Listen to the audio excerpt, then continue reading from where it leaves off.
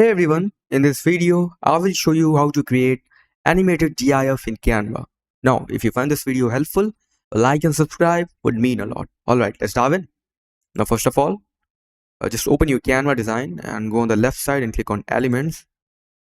In here, type on the search bar the name, emotion, thing or animal, whatever you want. And after that, just write animation.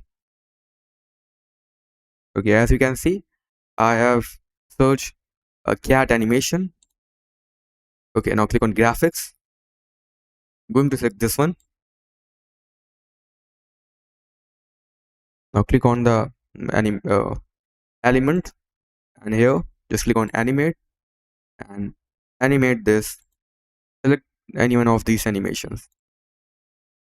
Okay, now just click on the background and you will see this option, edit timing. Set it to 1 second.